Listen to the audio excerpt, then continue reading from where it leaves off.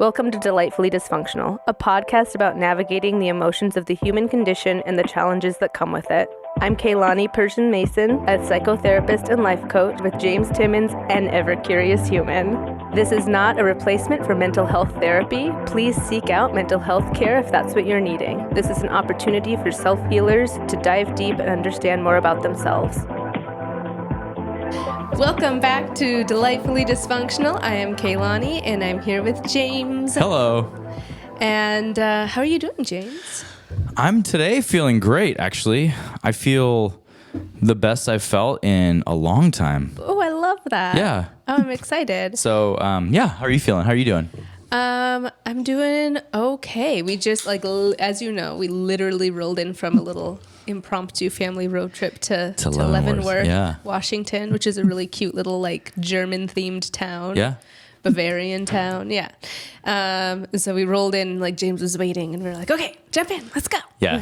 So that was minutes ago, and you're just jumping right into recording. Yeah. So hopefully I can keep up. Yeah. That's normally I'm the one who's keeping up. Yeah. So now I'm rubbing the sleep so out now of my eyes. I'm gonna be the driver. Yeah. Oh boy, really? That's frightening. Boy. Kate, yeah. Are you coming in with a buckle hot up, topic? listeners? Yeah, buckle up those safety belts. I'm afraid. I wouldn't even know what we talk about. We would probably just talk about me the whole time. Oh yeah, I mean that ends up happening a lot of the time. Yeah, that's okay. That's true. That's kind of the vibe we're throwing out there, I think. I know. Part your therapy journey. Yeah, that's true. You guys all know everything about me. So congratulations. Congratulations. Oh, man. Well, today I want us to talk about relationship red flags. Okay. And maybe we'll follow it up with relationship green flags. Okay. Because I think that's equally as important and probably not talked about as much to highlight the things that are going well. We're maybe hyper focused on what isn't. Yeah. Well, I feel that I'm in a healed enough place where I can comfortably talk about relationships now. So let's go for it. Good. We'll ease in here.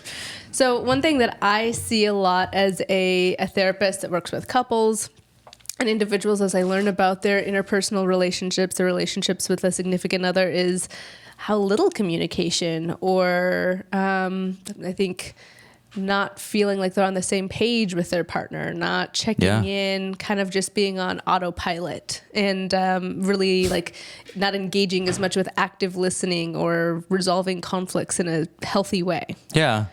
Is that something that you've observed at all in your own relationships or in relationships you've seen?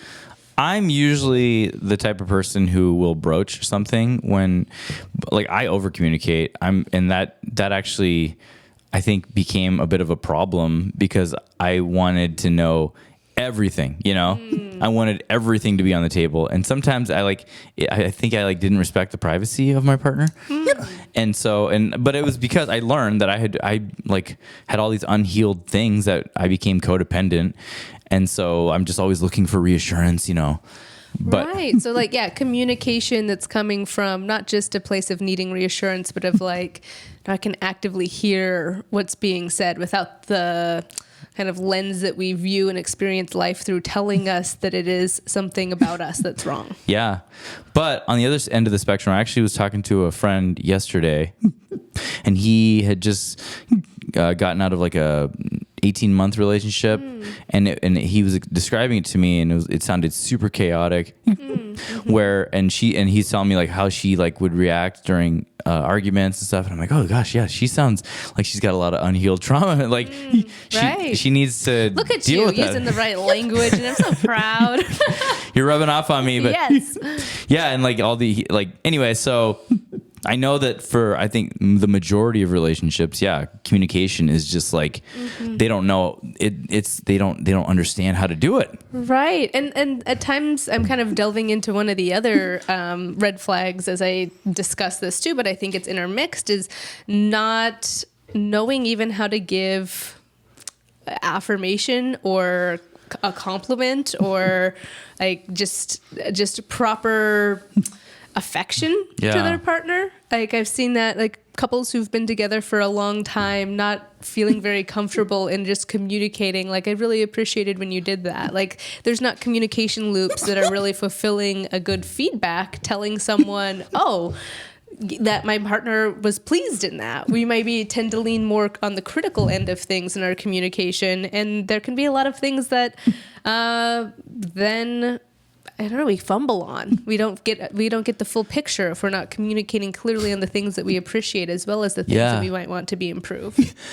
I don't know if this is like just me and like my small circle of people, but like it almost feels like giving compliments has become like a no-no in a relationship. Really? Because of like love bombing. It's always like, oh, I don't want you to think that I'm manipulating you, so I don't want to like give you too many compliments. You know what I mean?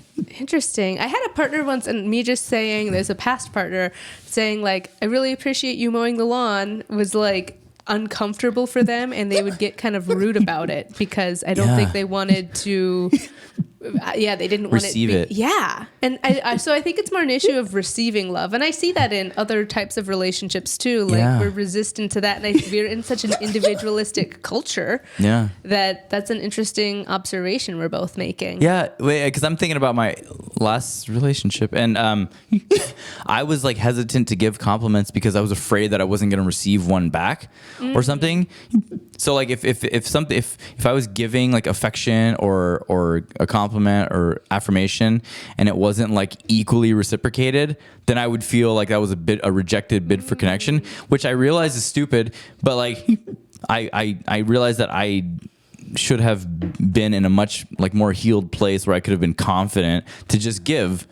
Yeah, you know? And I think that's you've been sharing a lot of observations of your growth recently, and so I think that's another great example where like a true compliment is given with no expectation of it being returned, but of just like the joy in expressing that to someone else. Yeah, where it's a gift. And like with my kids, you know, it's not even, it's effortless. Just be like, I love you, I'm proud of you, you're amazing, you know?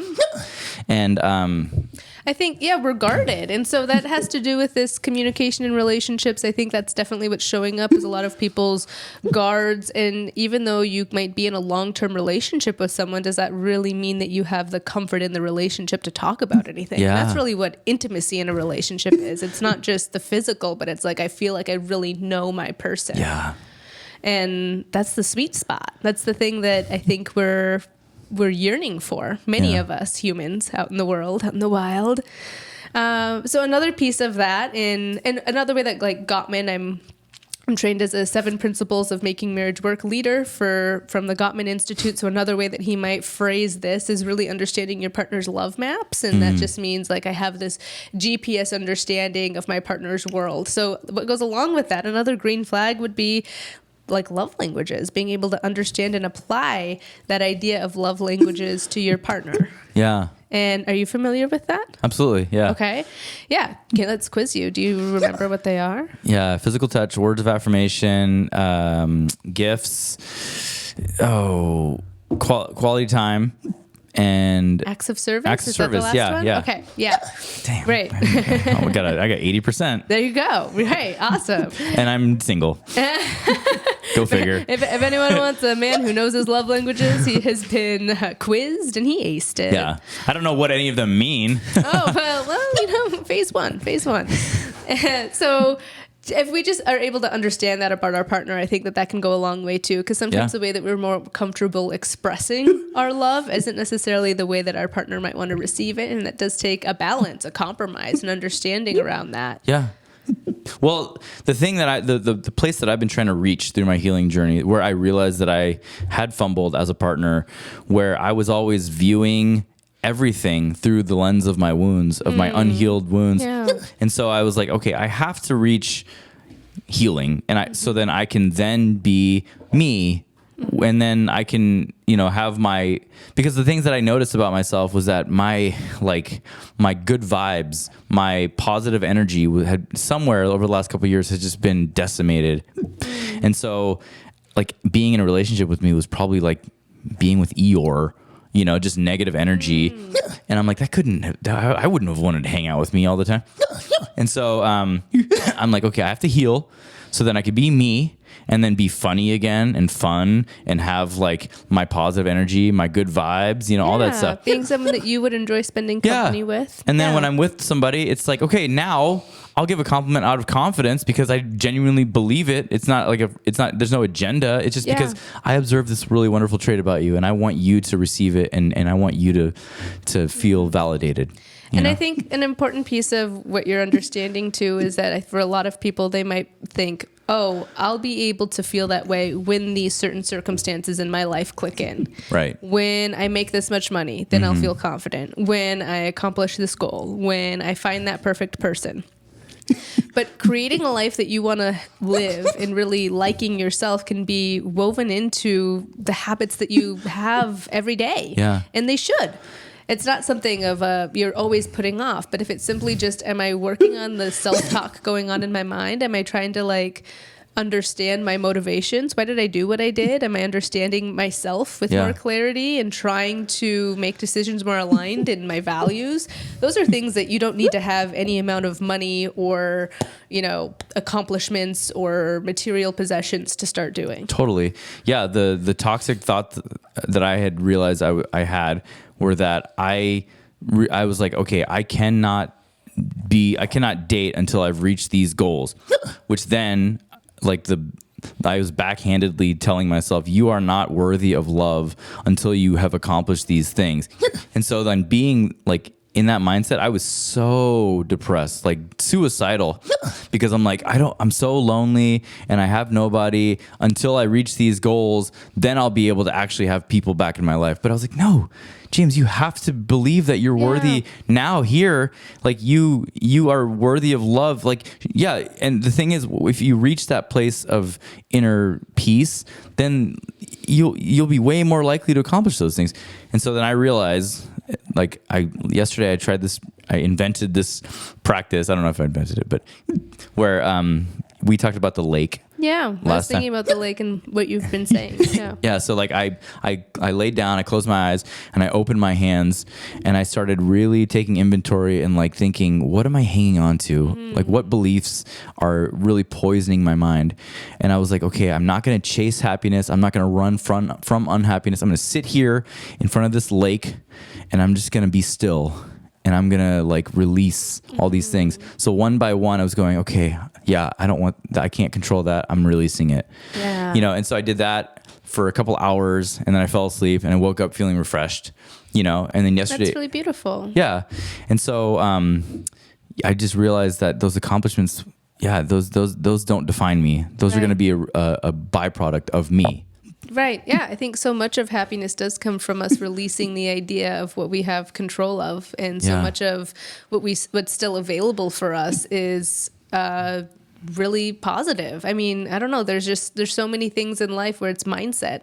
And I mean, I've said it several times, but it's Viktor Frankl's quote about just like that being the last human freedom that we have is our ability to change the way we think or feel about something or our attitude about something. Yeah. So the circumstances that we're in, we really have a lot of free will to try to cultivate a different perspective that really is productive. Yeah. But we've had a lot of podcast episodes about that idea, James. I got to steer us back on the right topic. We're talking about red flags, relationship red flags, okay? Sorry.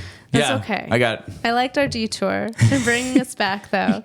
So other relationship red flags that we would want to watch out for are things like emotional manipulation and gaslighting. Oh, yeah. Now, sometimes I think people who are navigating their own trauma can exhibit some of those behaviors unknowingly, unwittingly, you know?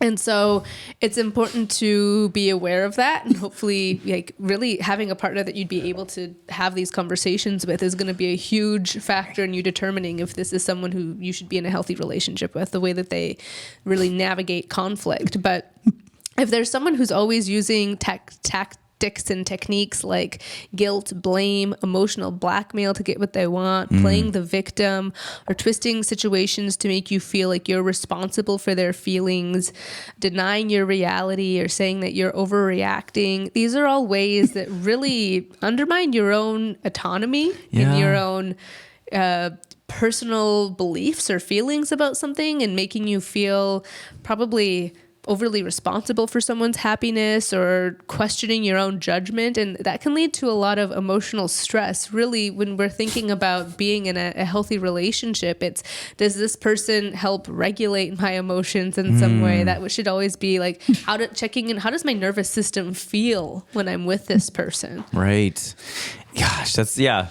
And I can tell you, if you are not in like a healed enough place, then it's going to be really hard for you to be that person to walk alongside somebody who's also like needing you to hold that space for healing.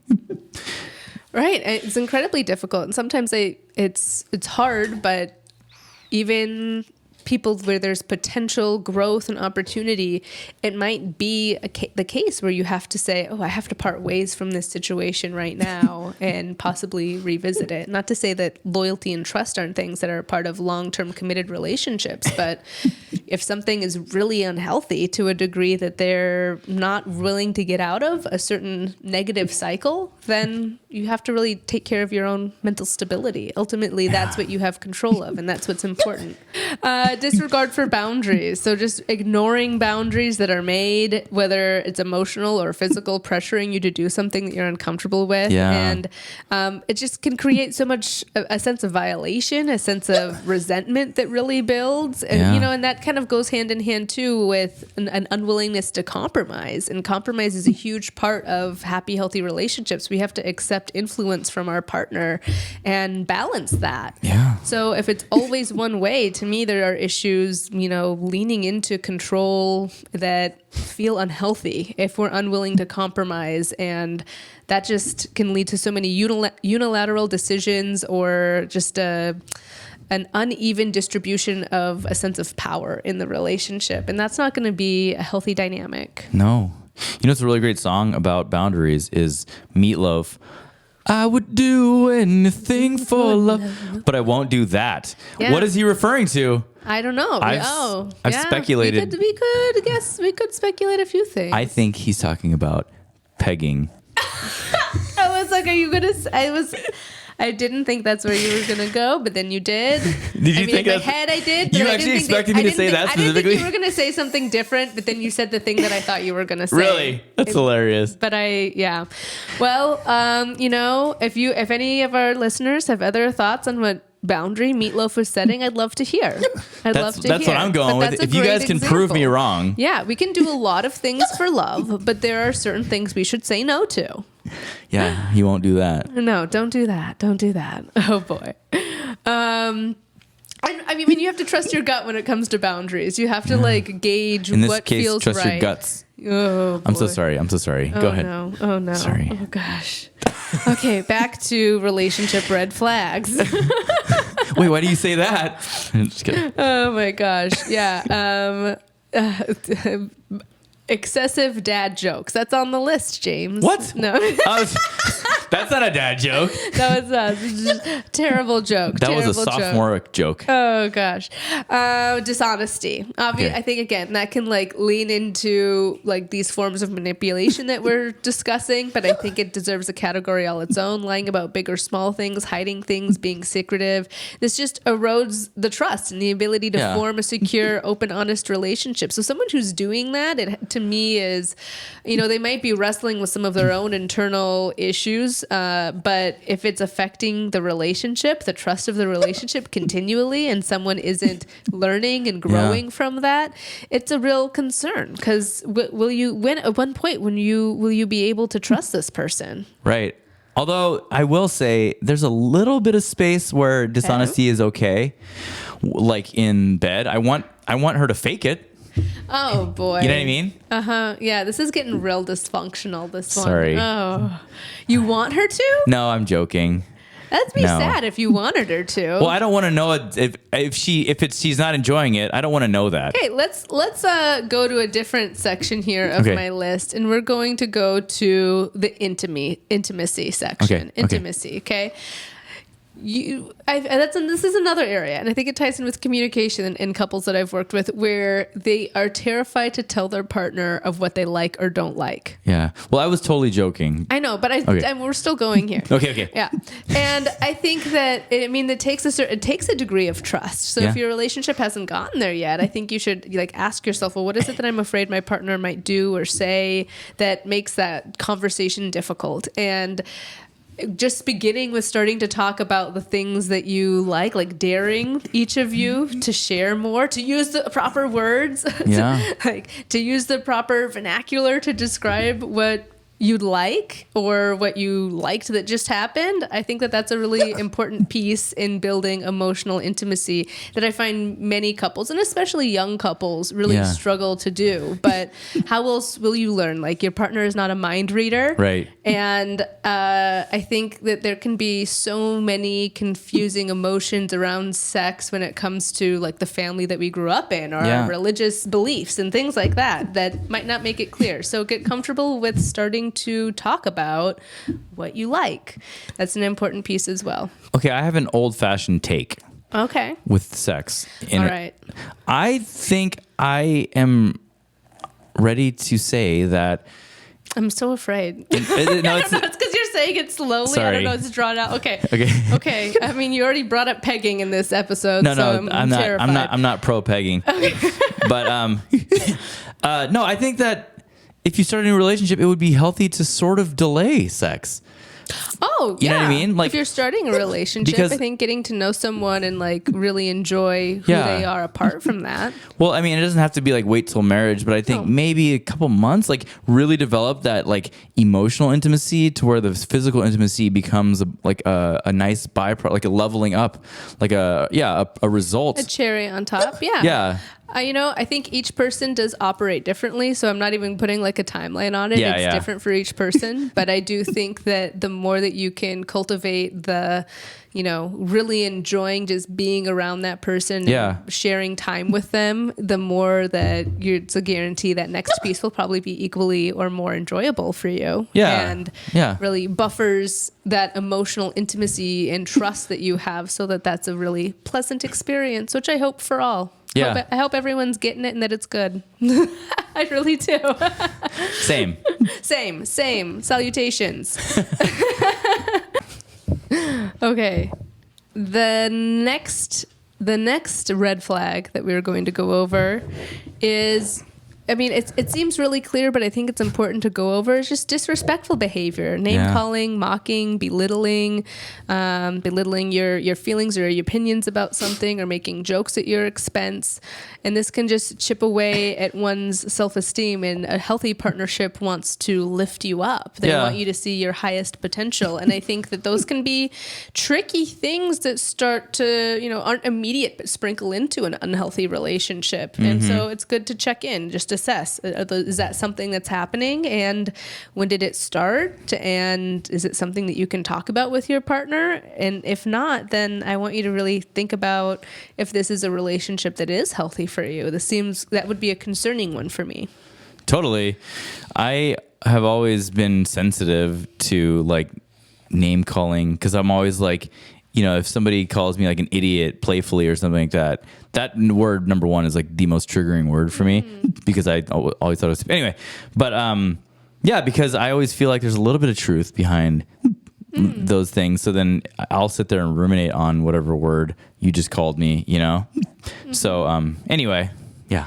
Yeah, well, that seems like your ability to detect if that were happening in a relationship, you would be able to navigate that. I also think if we don't have a very high sense of self-worth, then it can be tricky, because sometimes people feel that they don't deserve a healthier relationship or a better partner. And if anyone is listening, this is your reminder that you do deserve someone who treats you well. And if these are patterns of any of these behaviors we're talking about in the red flag category, I think it warrants a conversation with your partner, or, possibly it means talking to someone else, a friend or family member, and someone who you really trust, to share your concerns and get some input from. Yeah. To possibly seek professional help and just take some time to self-reflect, or possibly get professional help if you're needing to, whether from a therapist or someone who's really trained in some of these situations are kind of crisis situations, I would say, that would leave me feeling concerned for someone's physical safety, which isn't even like the biggest of all red flags that we've gone over. I'm kind of going over some of that I think are scattered throughout the majority of relationships to some degree. Yeah. But I think we need, these are the good red flags for like, we might need an emotional tune-up in our relationship. Yeah. Not necessarily to throw in the bag, but just like, yeah, let's tune this up. Let's make sure that we're in better communication. Yeah. Addiction issues, substance abuse, gambling, other addictive behavior. This can just really, like, if someone is refusing to seek help for these issues, it's just, there's a lot of consequences to that. Not only just whatever stability in the home, but it can cause financial problems and turmoil and a lack of trust, really, in the relationship. So those are things that deserve to be discussed, and it's a serious matter. And as someone, I think I don't know, have you ever been in a relationship with someone who's had an addiction issue? No, not really. Nothing extensive. I was the one who struggled with, it wasn't like addictions, but like extreme impulsive behavior. Yeah, impulsive behavior. Uh-huh. So but I mean, addictive behavior and impulsive behavior are like identical. Right. So yeah, I think that's if impulses control you just as a human in general, you are going to be a really difficult partner, because like you're unpredictable. It's hard to trust you, Right. And so me, being that person in my marriage, that was the thing that absolutely destroyed my marriage, Mm-hmm. Yeah. Yeah. It might be difficult for some people to hear some of these and realize like, it's me. I'm the problem. It's me. And if that's the case, I think there's never a bad time to really reflect and start working on asking yourself again these questions. Why am I the way I am? Where does that come from? Why do I do that in a protective way? What is it protecting me from? Yeah.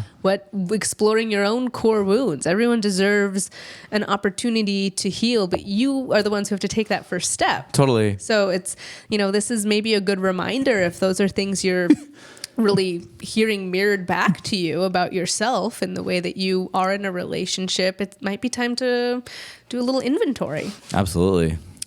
And then the last one that we'll go over is just someone who's like discouraging you from seeing friends and really trying to isolate you, making you feel guilty about spending time with other people and creating drama and trying to pull you away from your social circle. Excuse me. I have a stuffy nose, if anyone can tell. I couldn't tell. Oh, really? It's so stuffy. Sorry. But this just, it leads to a dependency and a controlling partnership that really has me concerned and causes more loneliness. We're already in a lonely society. Let's not make the relationships and the bonds that we make be lonely places too. Because you can be within a relationship or surrounded by people and still be incredibly lonely. Your partner should make you feel connection.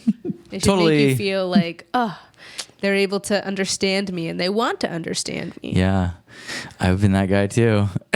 The one who I want all the attention and everything, and so but again, I learned recently that came from like this unhealed wound that so I know I have so much understanding for anyone who sees these within themselves and also who's in a relationship with someone who feels stuck in that pattern because it's difficult. So again, like the name of our podcast, Delightfully Dysfunctional, like I think we all come from families of delightful dysfunction. I haven't met one that doesn't have a healthy dose of both. Yeah. But there are so many relationships that carry both of those features too, where, you can really love so much about someone, but if there are, several of these red flags at play and they're not at a place where they're ready and willing to do that self-inventory, then I think that's also a very lonely and sad place to be. It's a place of mourning to grieve someone's potential that they might not be ready for. Right. And honestly, when you find yourself like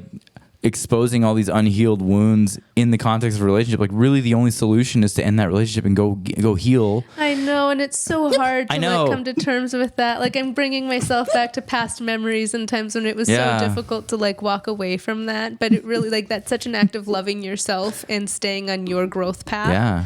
And that's really the only ultimate thing to do, I think, too often I see people clinging to just the idea of I don't want to be alone and Right. the fear around that. Yeah. And, again, you can be incredibly lonely and isolated within a partnership that isn't really a partnership. Yeah, absolutely. So I'm all about like having conversations around what creates happy, healthy relationships.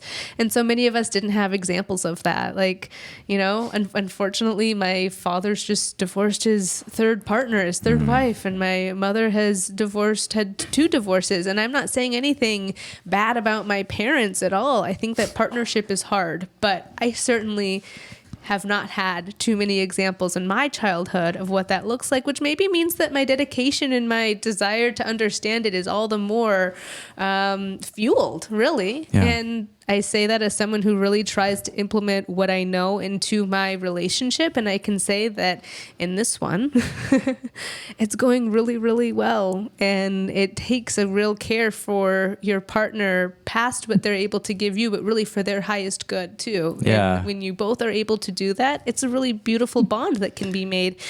But that's a constant reflection for both of you to make sure that you don't fall into these traps. Totally.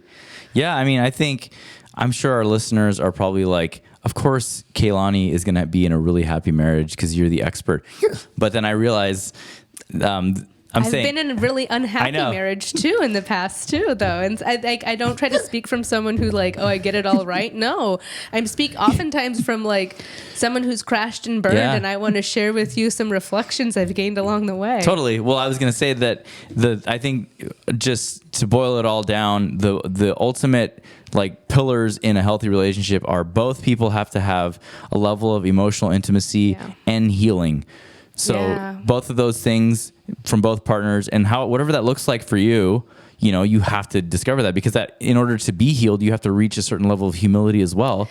Having that humility is so important. Yeah. And it's really the factor in, at least in heterosexual relationships, which is only because there's been more studies done in that than in other types of relationships. And oftentimes I'd say this is still like the case, but with both partners, but predominantly and historically in these longitudinal studies that Gottman has done, that the male be able to accept influence.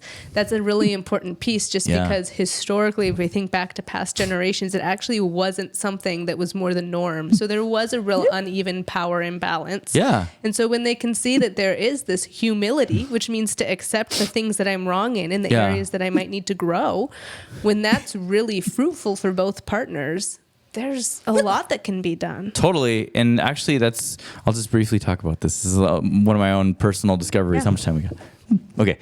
Like I think I've had to sit in my feminine energy for the last couple of years, and I didn't realize it until recently. And then, and so because of that, I like reparented myself with that mothering role.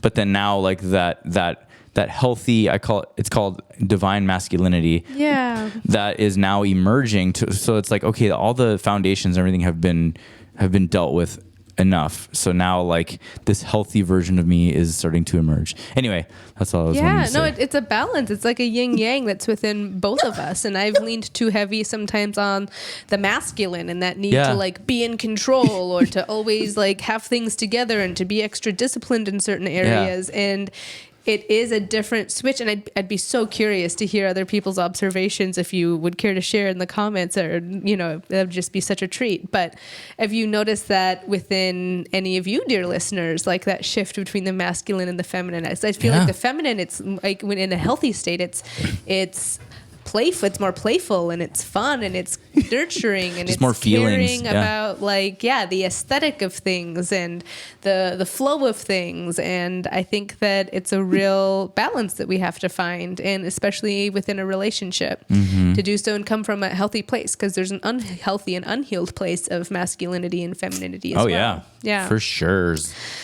So that's what I got before I go decongest my sinuses. That was a good conversation. Yeah, that was fun. Yeah. Thanks for, I don't know, I always enjoy our chit chat. So Same. Thanks for nearly 80 episodes together, James. This might be episode 80. We have to check 79 or 80. Yeah. We're too tired to know at the moment, but it's been a good ride. Yeah. Absolutely. All right. Thank you so much, dear listeners. If you have not done so yet, please like, subscribe, and share with a friend. It would mean the world to us. This is not our full-time job. This is our passion project, and it just helps keep us motivated and keeps spreading, hopefully, like, I don't know, what I feel are really authentic and sincere messages out into the world. That's my goal. Likewise. So stay curious, delightful humans, and we will see you in the next one. Bye-bye. Bye.